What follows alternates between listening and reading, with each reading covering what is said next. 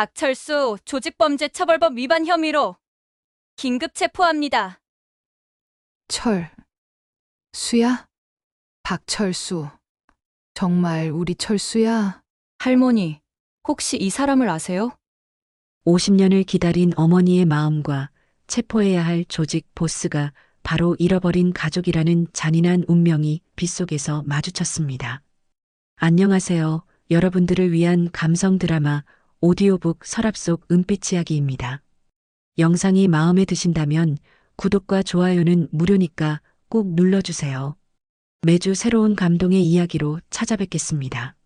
가로등이 깜빡거리며 어둠 속에서 희미한 빛을 던져주고 있었습니다. 젖은 아스팔트 위로 빗방울이 떨어지며 작은 웅덩이들을 만들어내고 있었습니다. 골목 한쪽에서는 검은 정장을 입은 남자가 무릎을 꿇고 있었습니다. 박철수 조직범죄처벌법 위반 및 공갈협박 혐의로 긴급 체포합니다. 김연아의 목소리는 빗소리를 뚫고 골목에 울려 퍼졌습니다. 27살의 강력계 형사인 연아는 707특임대 출신답게 완벽한 자세로 용의자를 제압했습니다. 군 복무 시절 특수부대에서 단련된 그녀의 움직임은 정확하고 신속했습니다. 차가운 수갑이 철컥 소리를 내며 박철수의 손목에 채워졌습니다. 미란다 권리를 고지하겠습니다. 당신은 묵비권을 행사할 수 있으며 변호인을 선임할 권리가 있습니다. 연아의 목소리에는 일말의 감정도 섞여 있지 않았습니다. 석 달간의 잠복 수사 끝에 드디어 조직의 핵심 인물을 체포한 순간이었습니다. 하지만 박철수는 예상과 달리 저항하지 않았습니다. 오히려 그의 눈빛에는 묘한 당황함이 스쳐 지나갔습니다. 형사님, 전 조용히 따라가겠습니다. 박철수의 목소리는 생각보다 차분했습니다. 조직의 보스라는 타이틀이 무색할 정도로 순순한 태도였습니다. 연아는 잠시 의아했지만 곧 무전기에 대고 상황을 보고했습니다. 본부 목표물 확보 완료. 현재 골목 내 상황 정리 중입니다. 그때였습니다. 골목 저편에서 숨을 헐떡이며 달려오는 작은 그림자가 보였습니다. 비에 젖은 앞치마를 두른 할머니였습니다. 75살의 오광이었습니다. 평생을 시장 골목에서 떡볶이를 끓이며 살아온 할머니의 발걸음은 생각보다 빨랐습니다. 연아야, 연아야. 광희가 거친 숨을 몰아쉬며 연아의 이름을 불렀습니다. 시장에서 경찰차 소리를 듣고 급히 달려온 것이었습니다.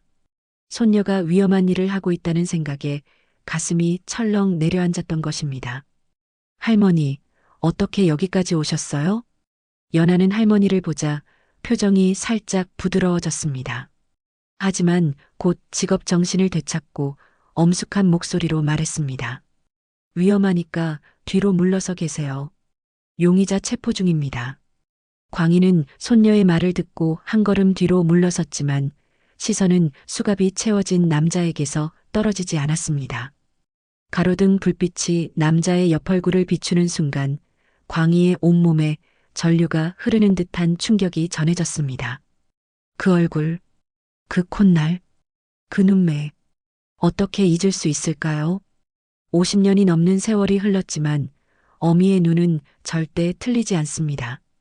갓난쟁이였을 때의 모습과는 전혀 달랐지만 피는 속일 수 없었습니다. 그 미간 사이의 점, 웃을 때 살짝 올라가는 입꼬리, 심지어 긴장했을 때 목을 움츠리는 버릇까지. 수야. 광희의 입에서 나온 이름은 빗소리보다도 작은 속삭임이었습니다. 하지만 그 작은 목소리는 마치 천둥처럼 박철수의 귓가에 울려 퍼졌습니다. 수갑이 채워진 남자의 어깨가 미세하게 떨렸습니다. 박철수는 천천히 고개를 돌려 광희를 바라봤습니다. 그 순간 그의 눈동자가 크게 흔들렸습니다. 마치 오래전 봉인해둔 기억의 문이 삐걱거리며 열리는 것 같았습니다. 조직의 보스로 살아오면서 단 한 번도 보인 적 없는 당황스러운 표정이었습니다. 어떻게? 박철수의 목소리가 떨렸습니다. 평소 부하들 앞에서 보이던 차가운 카리스마는 온데간데 없었습니다. 마치 어린아이가 된 것처럼 눈빛이 흔들렸습니다. 연하는 할머니와 용의자 사이에 흐르는 묘한 기류를 감지했습니다. 707특임대 시절 단련된 직감이 경고음을 울려댔습니다. 이상했습니다. 분명 처음 만나는 사이일 텐데 왜 이런 반응을 보이는 걸까요? 할머니, 혹시 이 사람을 아세요? 연하의 질문에 광희는 대답할 수 없었습니다. 목구멍이 메어 소리가 나오지 않았습니다.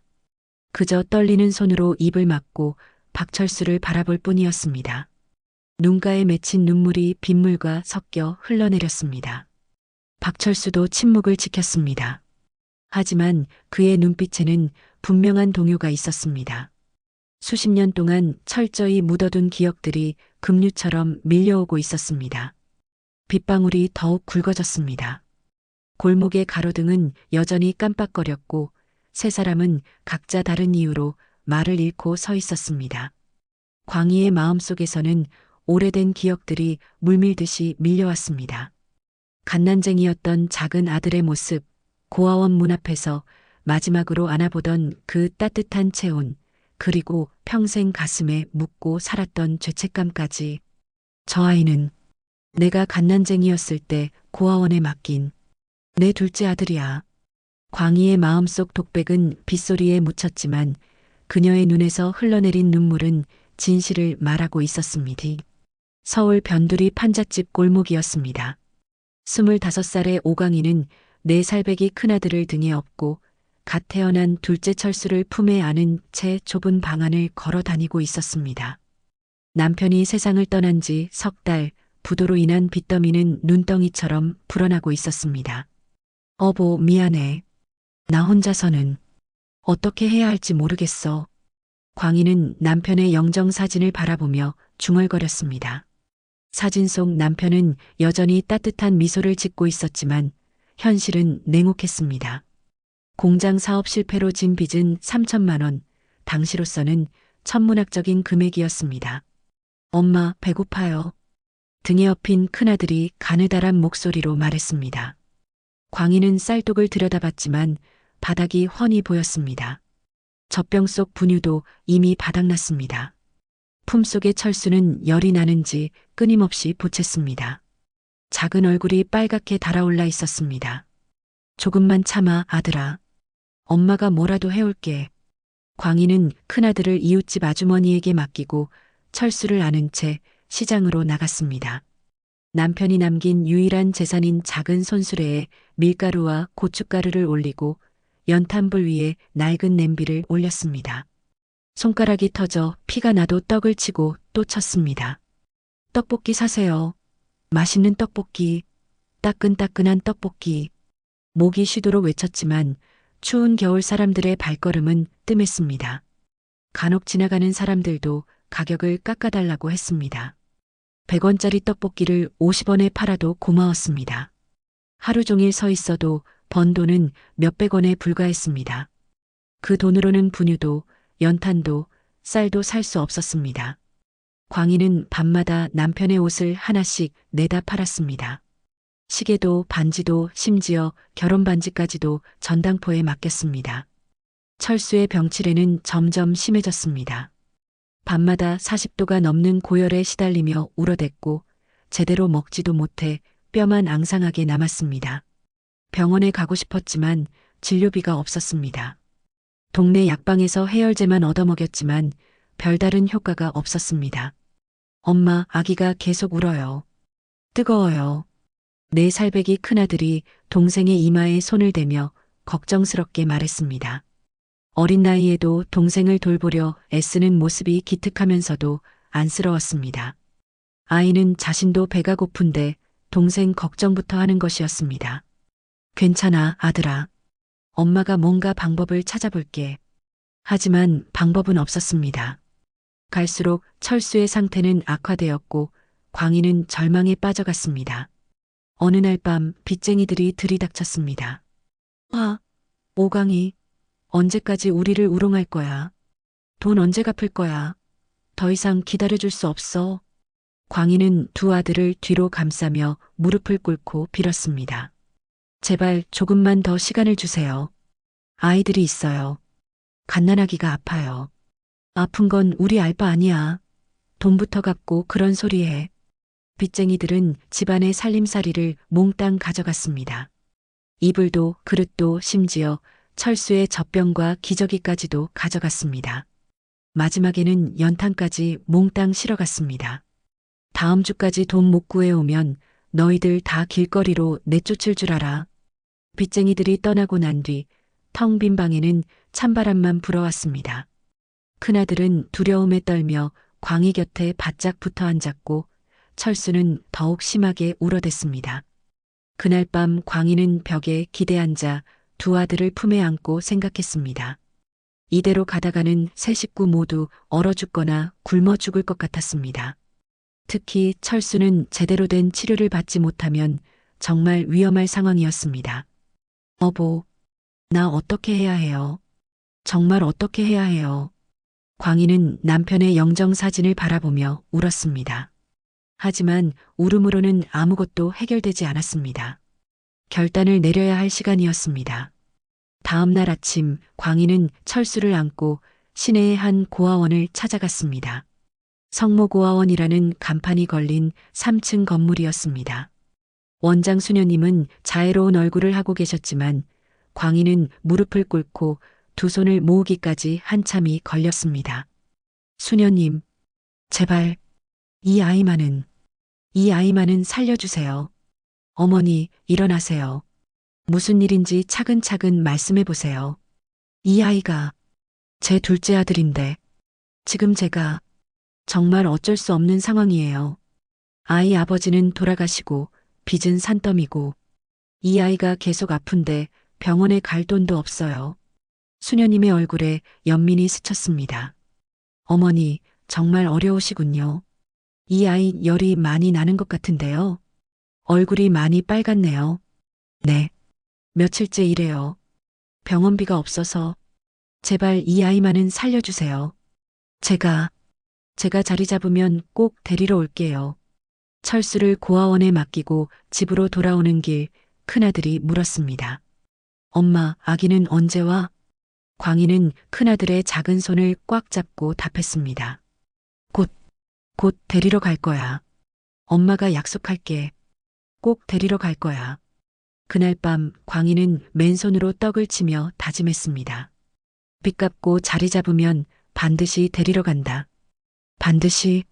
광희의 손은 더욱 거칠어졌습니다.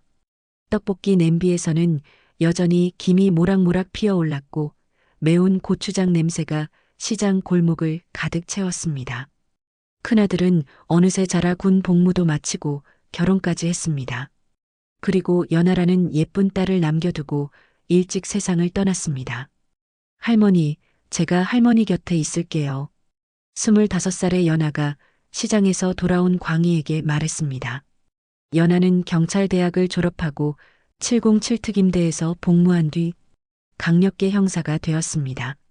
늘씬한 키에 당찬 모습이었지만 광희 앞에서만은 여전히 어린 손녀였습니다. 연아야, 위험한 일 하지 말고 사무직으로 옮기면 안 될까? 할머니, 걱정 마세요. 제가 조심할게요. 하지만 둘째 철수의 행방은 여전히 묘연했습니다. 광희는 수없이 고아원을 찾아갔지만 성모 고아원은 이미 오래전에 이전했고 기록들은 대부분 분실되었습니다. 담당했던 수녀님들도 세상을 떠나거나 행방을 알 수 없었습니다. 수녀님, 제발 제 아들 소식을 아시는 분이 계시지 않을까요? 어머니, 정말 안타깝지만 그 시절 기록들이 화재로 다 타버렸어요. 아이들 대부분이 입양을 갔는데 어디로 갔는지 알 수가 없어요. 광희는 실망스러운 마음을 숨기고 연아에게만 철수 이야기를 했습니다. 연아야, 내 아버지에게는 동생이 있었어. 내 외삼촌 말이야. 외삼촌이요? 처음 들어보는데요. 갓난쟁이였을 때 할머니가 어쩔 수 없이 고아원에 맡겼어. 너무 어려웠거든. 그 아이는 정말 착한 아이였어. 잘 웃고 순한 아이였지. 연아는 할머니의 눈가에 맺힌 눈물을 보며 가슴이 아팠습니다. 할머니, 언젠가 찾을 수 있을 거예요. 제가 경찰이니까 도와드릴게요. 하지만 시간은 계속 흘렀고 철수의 소식은 들려오지 않았습니다. 그 무렵 시장에 이상한 분위기가 감돌기 시작했습니다. 상인들이 수군거리는 소리가 자주 들렸고 평소보다 조용한 날들이 많아졌습니다. 광희 언니, 요즘 장사 어때? 글쎄, 예전 같지 않아. 사람들이 겁을 내는 것 같아. 그러게, 요즘 무서운 사람들이 자주 돌아다녀. 상인들은 입을 꾹 다물고 있었지만 시장 곳곳에서 조직폭력배들의 그림자가 점점 짙어지고 있었습니다. 보호비를 요구하는 일이 늘어났고 거부하는 상인들은 협박을 당했습니다. 어느 날 저녁 광희가 떡볶이 가게를 정리하고 있을 때였습니다.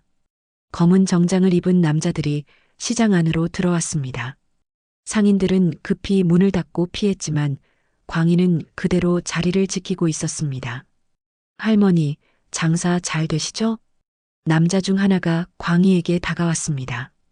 겉으로는 정중했지만 눈빛이 차가웠습니다. 그냥 그래요. 먹고 살 만큼은. 앞으로 이 시장에서 장사하시려면 관리비를 내셔야 해요. 한 달에 10만 원이면 됩니다. 광희는 당황했습니다. 10만 원은 한 달 수입의 절반이나 되는 돈이었습니다. 그건 너무 많아요. 저는 떡볶이 파는 할머니예요. 할머니, 이 일대 모든 상인들이 다 내고 있어요. 안전하게 장사하시려면. 그때 연하가 나타났습니다. 할머니를 마중 나온 것이었습니다. 할머니, 무슨 일이세요? 연하의 또렷한 목소리에 남자들이 뒤돌아봤습니다. 연하는 평상복을 입고 있었지만 어딘지 모르게 범상치 않은 분위기를 풍겼습니다. 아, 예쁜 손녀분이 계시네요. 할머니한테 우리 시장 관리비에 대해서 설명드리고 있었어요. 관리비요? 누가 관리비를 받는다는 거죠? 연하의 눈빛이 날카로워졌습니다. 707 특임대에서 다져진 직감이 상황을 파악했습니다. 우리 박 사장님이 이 일대를 관리하고 계시거든요. 박 사장이라는 이름을 들은 순간 광희의 손에서 국자가 떨어졌습니다. 쇠 냄비와 부딪히며 요란한 소리가 났습니다. 박 사장? 광희의 목소리가 떨렸습니다. 혹시 그 아이가... 하지만 그럴 리 없다고 스스로를 달랬습니다. 박 씨 성을 가진 사람이 얼마나 많은데. 네, 박철수 사장님 말이에요. 이 일대에서는 아주 유명한 분이시죠. 박철수라는 이름을 듣는 순간 광희의 얼굴이 하얗게 질렸습니다. 연하는 할머니의 변화를 눈치챘지만 상황이 급했습니다. 죄송하지만 저희는 그런 돈 낼 생각 없어요. 문제가 있으면 정식으로 해결하세요. 연하의 단호한 말에 남자들의 표정이 굳어졌습니다. 아가씨, 이런 일에 끼어들지 마세요. 다칠 수 있어요. 위협하는 거예요? 저는 경찰입니다. 연하가 경찰이라고 밝히자 남자들이 서로 눈빛을 주고받았습니다. 아, 그렇군요. 그럼 할머니께 다시 연락드리겠습니다. 남자들이 떠나고 난 뒤 광희는 한동안 말을 하지 못했습니다. 박철수? 그 이름이 계속 머릿속을 맴돌았습니다. 할머니, 괜찮으세요? 무슨 일이 있으면 말씀하세요. 연아야. 아니야, 아무것도 아니야. 하지만 광희의 마음은 이미 요동치고 있었습니다. 설마, 정말 설마 그 아이가... 며칠 뒤 연하는 떡볶이집 앞을 지나가다가 이상한 광경을 목격했습니다. 학교 끝나고 집으로 가던 고등학생 몇 명이 골목 모퉁이에서 건달들에게 둘러싸여 있었습니다. 야, 너희들 용돈 좀 내놔봐. 형들이 좀 어려워. 저희는 돈이 없어요. 없긴 뭐가 없어? 주머니 다 뒤져봐. 연하는 주저하지 않고 다가갔습니다. 707 특임대에서 단련된 몸은 이미 전투태세로 바뀌어 있었습니다. 학생들 괴롭히지 마세요. 건달들이 뒤돌아봤습니다. 젊은 여자가 나서자 비웃음을 터뜨렸습니다. 아가씨, 상관하지 마. 다칠 수 있어. 경찰입니다. 즉시 학생들에게서 떨어지세요. 연하가 경찰 신분증을 보이자 건달들의 표정이 순간 굳어졌습니다. 하지만 곧 다시 건방진 태도를 보였습니다. 경찰이 뭐 대단해? 우리는 박 사장님 밑에서 일하는 사람들이야. 그 순간 연하의 몸이 번개처럼 움직였습니다. 가장 앞에 선 건달의 팔을 비틀어 등 뒤로 돌리고 다른 손으로는 목을 눌렀습니다. 특임대에서 배운 제압술이었습니다. 아, 나 줘. 조용히 해. 미성년자 공갈 혐의로 체포할 수 있어. 나머지 건달들이 당황해하는 사이 연하는 냉정하게 말했습니다. 다시는 학생들 괴롭히지 마. 그리고 박 사장한테 전해. 이런 짓 계속하면 가만 안 둔다고. 건달들이 도망간 뒤 고등학생들이 연하에게 고개를 숙였습니다. 누나, 고맙습니다. 괜찮아. 앞으로 이런 일 있으면 바로 신고해. 연하는 학생들을 안전한 곳까지 데려다주고 경찰서로 돌아왔습니다. 하지만 마음 한구석이 무거웠습니다. 박 사장, 박철수. 할머니가 그 이름을 들었을 때의 반응이 계속 신경 쓰였습니다. 김 형사, 무슨 일 있었어? 동료 형사가 물었습니다. 시장 근처에서 학생들 괴롭히는 건달들 제압했어요. 박철수라는 사람 밑에서 일한다고 하던데. 박철수? 아, 그 조직 보스 말이야? 연하의 귀가 번쩍 서졌습니다. 조직 보스요? 응, 요즘 그 일대에서 세력을 확장하고 있어. 표면적으로는 건설업체 사장이지만 실제로는 조직폭력배야. 하지만 워낙 조심스럽게 움직여서 꼬리를 잡기 어려워. 연하는 곧바로 박철수에 대한 자료를 찾아봤습니다. 컴퓨터 화면에 나타난 정보는 많지 않았습니다. 1970년생, 출생지 불명, 고아원 출신. 그 부분에서 연하의 손이 멈췄습니다. 고아원 출신. 연하의 머릿속에 할머니의 말이 떠올랐습니다. 둘째 아들을 고아원에 맡겼다는 이야기. 며칠 뒤 연하는 잠복 수사에 나섰습니다. 박철수의 동선을 파악하기 위해서였습니다. 시장 근처 찻집에 앉아 망원경으로 관찰하고 있을 때였습니다. 검은 세단이 멈춰서더니 한 남자가 내렸습니다. 키는 보통, 체격은 건장했습니다. 하지만 연하가 놀란 것은 그의 얼굴이었습니다. 그 콧날, 그 인맥, 그 눈가의 주름까지 어디서 본 듯한 얼굴이었습니다. 아니, 매일 거울을 보며 확인하는 자신의 얼굴과 닮아 있었습니다. 연하는 급히 사진을 찍었습니다. 망원 렌즈로 찍은 사진을 확대해서 보니 더욱 분명했습니다. 분명히 자신의 가족과 닮은 얼굴이었습니다. 이상해. 정말 이상해. 그날 저녁 연하는 할머니에게 사진을 보여드렸습니다. 할머니, 이 사람 얼굴 좀 보세요. 광희는 사진을 받아들고 보는 순간 온몸이 얼어붙었습니다. 손이 덜덜 떨려서 사진을 제대로 잡을 수 없을 정도였습니다. 이 사람이, 네, 박철수라는 사람이에요. 조직폭력배 보스래요. 광희의 입에서 작은 신음소리가 나왔습니다. 50년이 넘는 세월이 흘렀지만 어떻게 틀릴 수 있을까요? 갓난쟁이였을 때의 모습은 기억나지 않지만 내 살배기 큰아들과 얼마나 닮았었는지, 그리고 지금 연하와도 얼마나 닮았는지. 연하야. 그 사람은. 광희의 목소리가 떨렸습니다. 내 외삼촌이야. 내가 갓난쟁이였을 때 고아원에 맡긴 내 둘째 아들 철수야. 연하의 심장이 내려앉았습니다. 체포해야 할 조직폭력배가 자신의 외삼촌이라니. 할머니, 정말 확실하세요? 틀릴 리 없어. 내 아버지와 얼마나 닮았는데. 너와도 닮았고. 광희는 사진을 가슴에 꽉 안고 눈물을 흘렸습니다. 내 아들, 내 철수가 어쩌다가 이런 일을. 연하는 복잡한 심정이었습니다. 경찰로서의 의무와 가족에 대한 정이 충돌했습니다. 하지만 곧 결심을 굳혔습니다. 할머니, 일단 제가 더 알아볼게요. 그날 밤 연하는 잠을 이룰 수 없었습니다. 상부에서는 박철수 조직을 수사하라는 지시가 내려왔지만 뭔가 복잡한 사정이 있는 것 같았습니다. 김 형사, 시장 거는 건드리지 마. 왜요? 위에서 그러라고 해. 너무 깊이 파지 마. 연하는 이상함을 느꼈습니다. 분명 조직폭력배인데 왜 수사를 막는 걸까요? 하지만 연하는 포기하지 않았습니다. 개인적으로라도 진실을 알아내야 했습니다. 할머니의 눈물을, 그리고 자신의 정체성을 위해서라도 퇴근 후 사복을 입고 박철수의 동선을 파악하기 위해 잠복에 들어갔습니다. 며칠간의 관찰 끝에 그가 자주 드나드는 사무실 건물을 찾아냈습니다. 어느 날 저녁 연하는 건물 맞은편 카페에서 망원경으로 관찰하고 있었습니다. 박철수가 검은 세단에서 내리는 순간이었습니다. 그가 고개를 들어 주변을 둘러보다가 연하가 있는 방향을 바라봤습니다. 순간 두 사람의 눈이 마주쳤습니다. 연하는 가슴이 쿵쾅거렸습니다.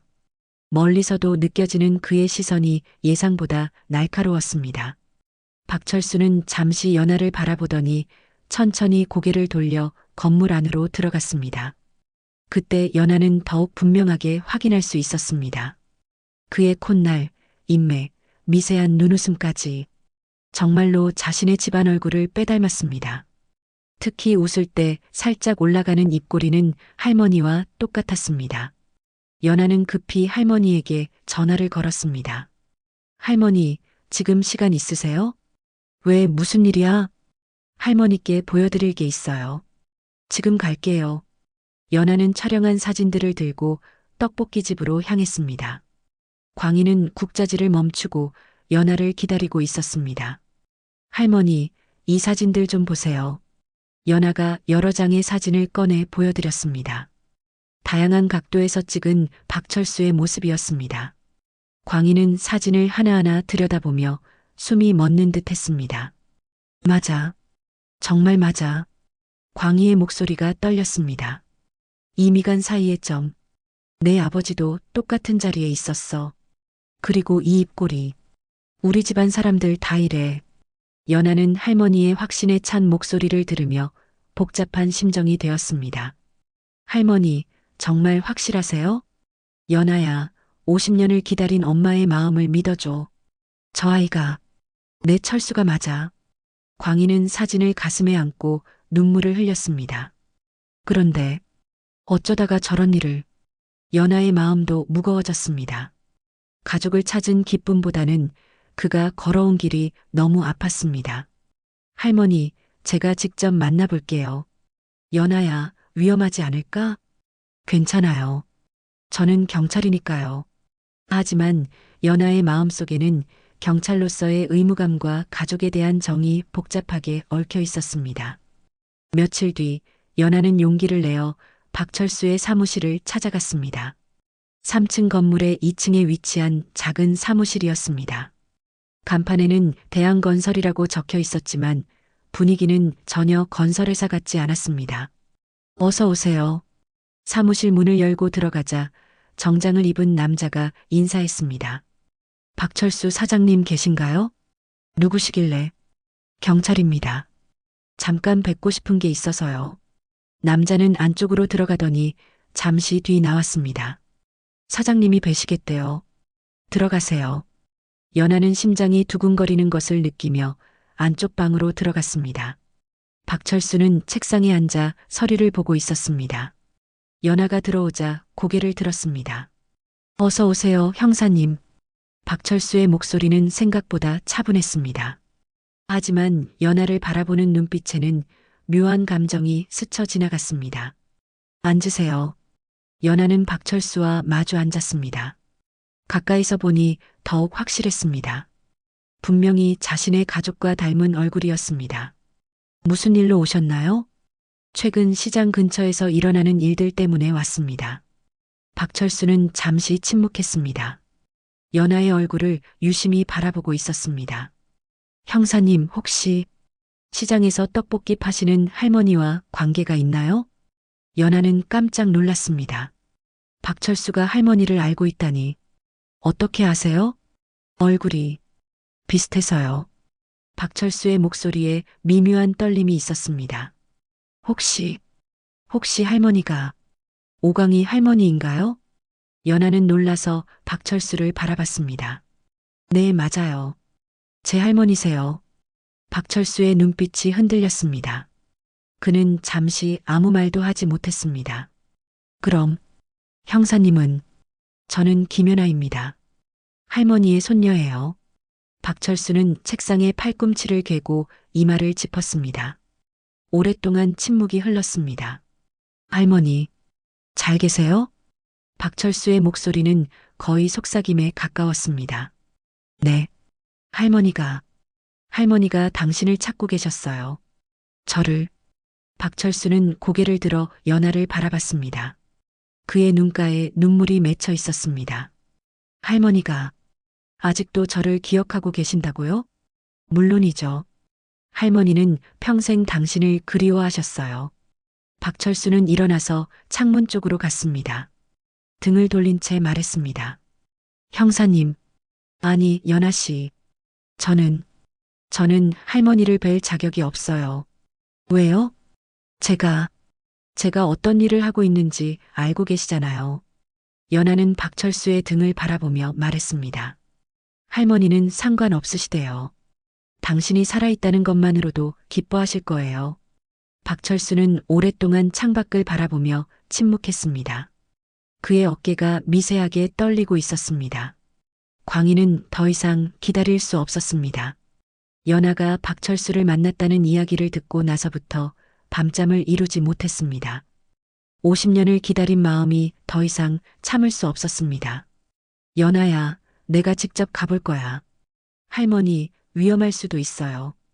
위험하든 말든 상관없어. 내 아들을 봐야겠어. 광희는 평생 입어온 낡은 한복 대신 깔끔한 옷을 차려입었습니다. 떨리는 손으로 머리를 단정히 빗고 오래전 남편이 사준 낡은 가방을 들었습니다. 연아는 할머니를 말릴 수 없었습니다. 그 간절한 마음을 너무나 잘 알고 있었기 때문입니다. 그럼 제가 같이 갈게요. 아니야, 연아야. 이건 엄마와 아들 사이의 일이야. 광희는 혼자서 박철수의 사무실을 찾아갔습니다. 3층 건물 앞에서 한참을 망설였습니다. 가슴이 두근거려서 숨을 제대로 쉴 수 없었습니다. 대한건설. 간판을 보며 중얼거렸습니다. 내 아들이 저 안에 있구나. 살아있구나. 광희는 용기를 내어 2층으로 올라갔습니다. 사무실 문 앞에서 다시 한번 망설였지만 곧 문을 두드렸습니다. 들어오세요. 문을 열고 들어가자 정장을 입은 남자가 놀란 표정을 지었습니다. 어르신, 무슨 일로 오셨나요? 박철수 사장님 계신가요? 누구시길래? 제가 그 아이 어머니입니다. 남자는 당황했습니다. 잠시 뒤 안쪽으로 들어가더니 곧 나왔습니다. 사장님이 뵈시겠대요.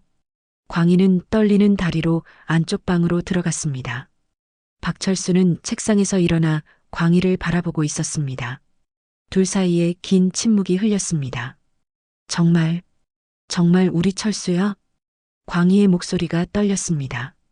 박철수는 대답하지 않고 광희를 바라보기만 했습니다.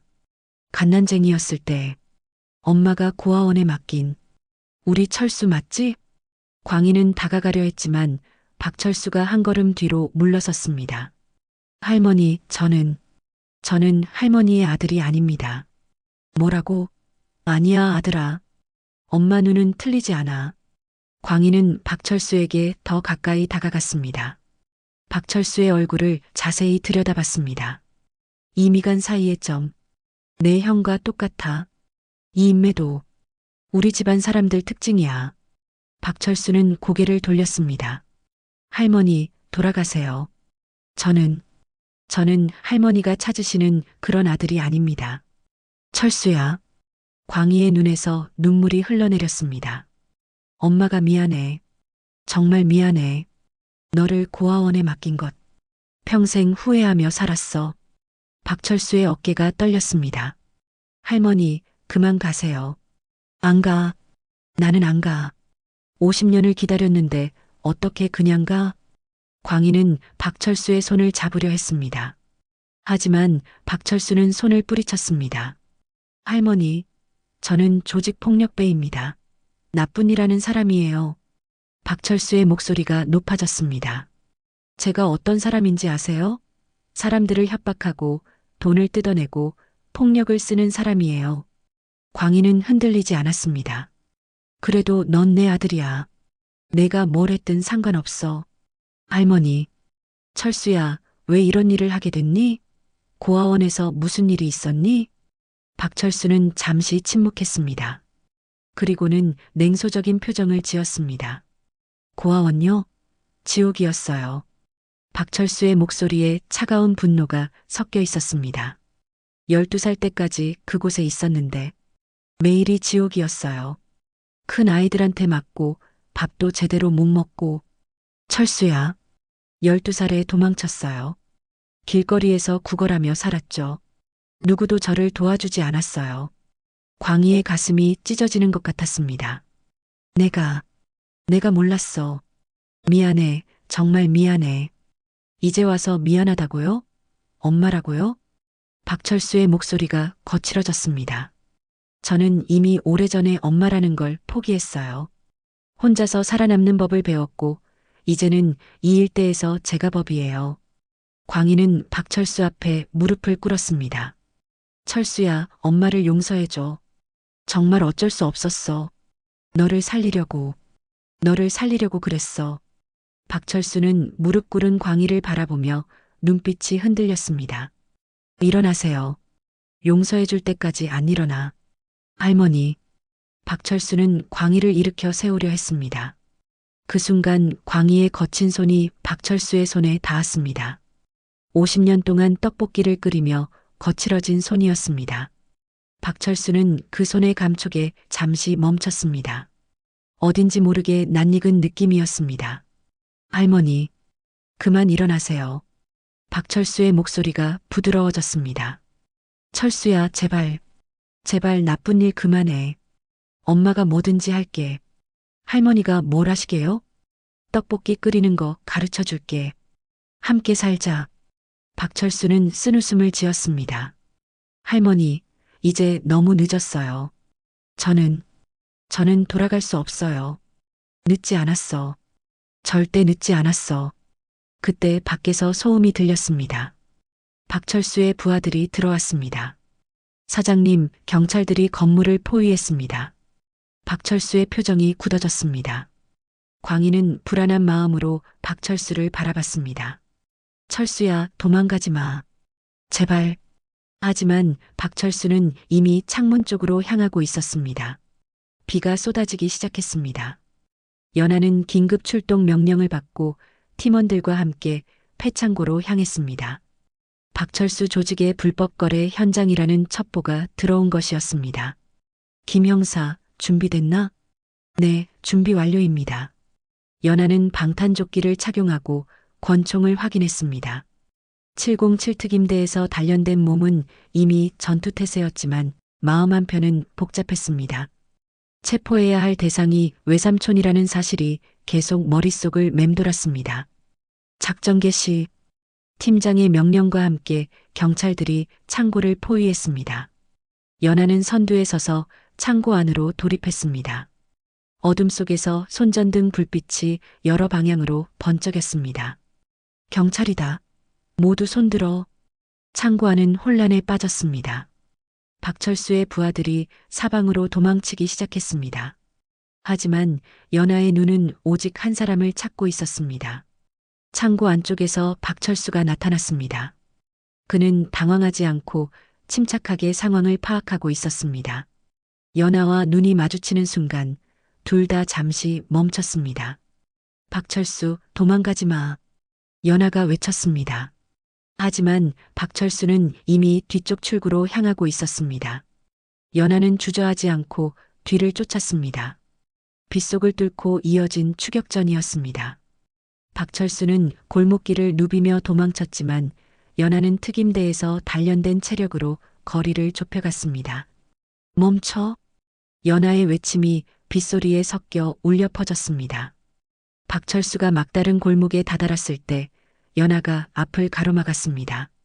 더 이상 도망갈 곳은 없어요. 박철수는 거친 숨을 몰아쉬며 연하를 바라봤습니다. 빗물이 두 사람의 얼굴을 적셨습니다. 왜 끝까지 쫓아와? 제 의무니까요. 박철수는 쓴웃음을 지었습니다. 의무. 내 외삼촌을 체포하는 게 의무라고?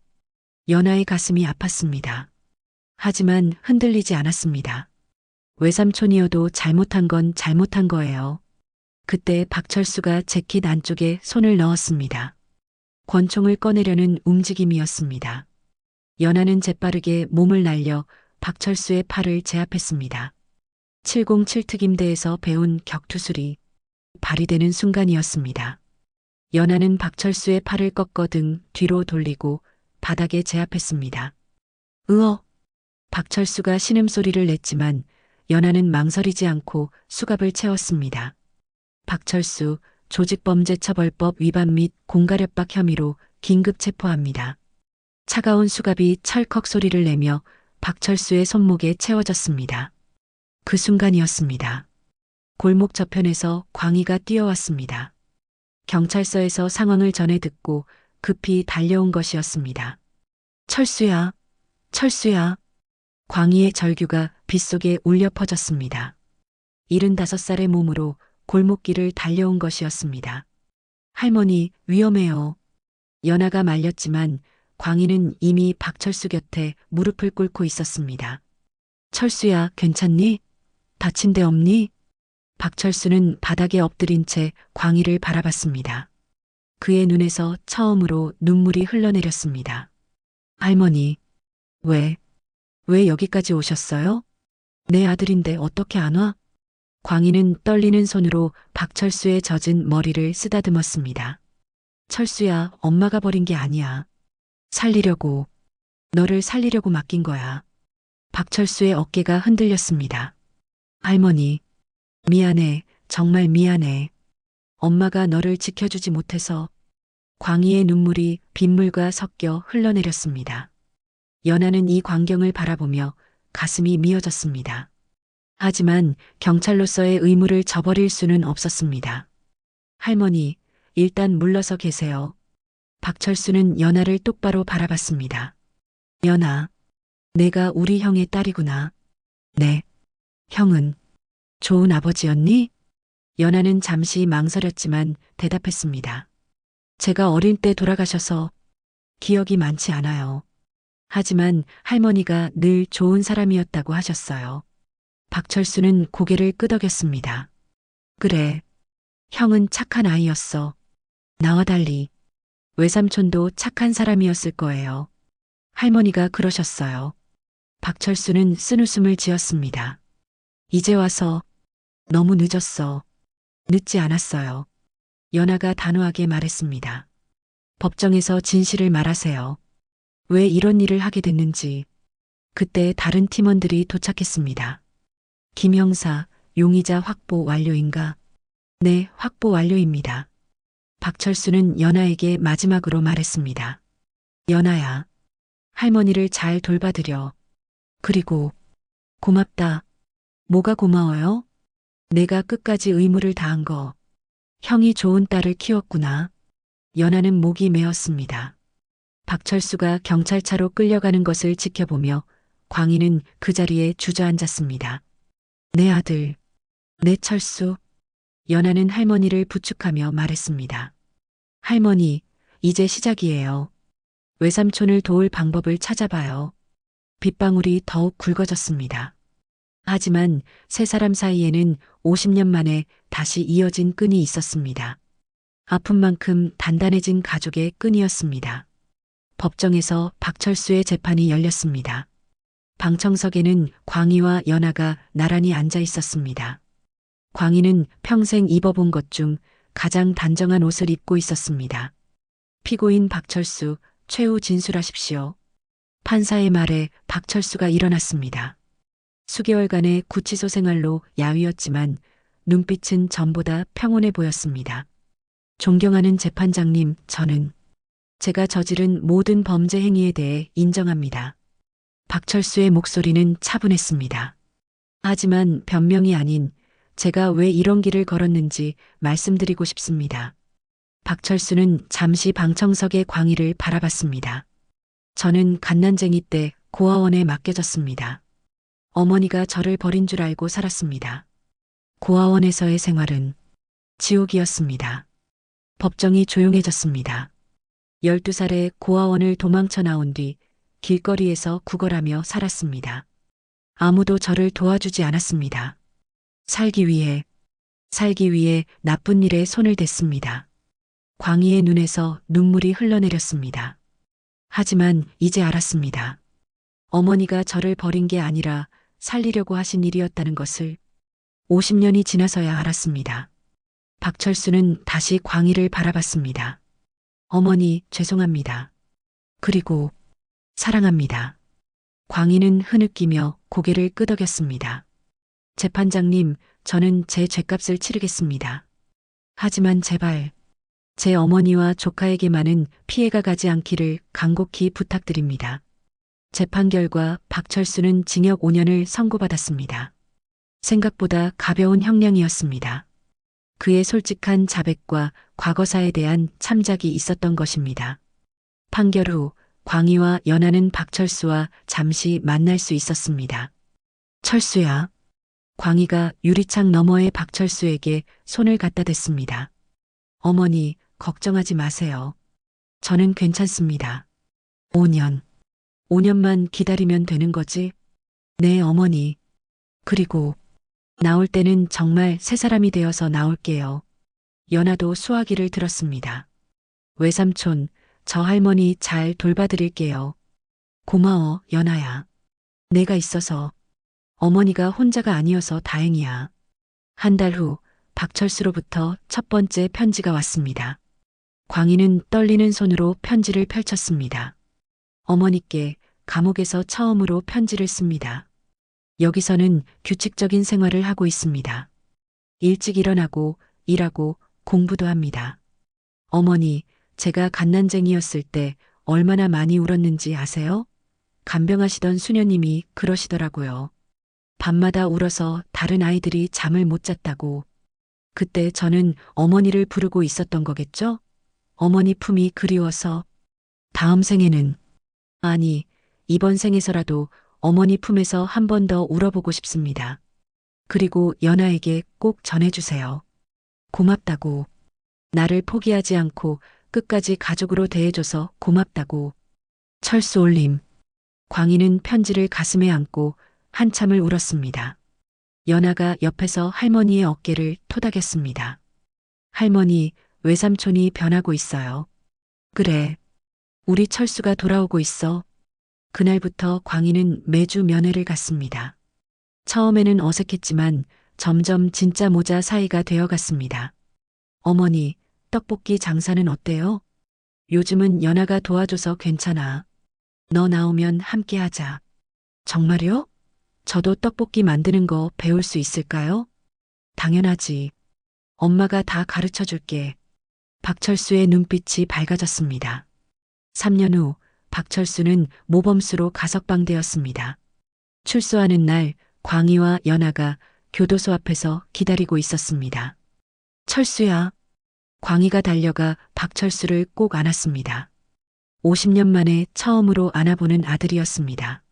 어머니, 저 왔어요. 박철수도 광희를 꼭 안았습니다. 갓난쟁이 때 느꼈던 그 따뜻함을 다시 느끼는 것 같았습니다. 외삼촌, 축하해요. 연아도 박철수와 포옹했습니다. 연아야, 고마워. 정말 고마워. 세 사람은 함께 시장으로 향했습니다. 떡볶이집에는 새 출발이라고 쓴 현수막이 걸려 있었습니다. 어머니, 정말 저도 함께 일할 수 있어요? 당연하지. 이제 우리 가족이야. 박철수는 앞치마를 두르고 광희 옆에 섰습니다. 광희가 직접 떡 치는 법을 가르쳐 주었습니다. 이렇게 하는 거야. 힘을 주되 너무 세지 말고. 네, 어머니. 김이 모락모락 피어오르는 냄비 앞에서 모자가 나란히 서 있었습니다. 붉은 소스 냄새가 골목을 채웠습니다. 연아는 그 모습을 바라보며 미소 지었습니다. 할머니가 평생 기다려온 시간, 외삼촌이 찾아 헤맨 시간이 드디어 하나로 만났습니다. 할머니, 이제 더 이상 잃지 않을 거예요. 그래, 연아야. 이제 우리는 진짜 가족이야. 광희에 멈췄던 시계가 조용히 다시 움직이기 시작했습니다. 50년의 기다림이 끝나고 새로운 시작이 시작되었습니다. 저녁 노을이 시장 골목을 붉게 물들였습니다. 떡볶이집에서는 웃음소리가 들려왔습니다. 진짜 가족의 웃음소리였습니다.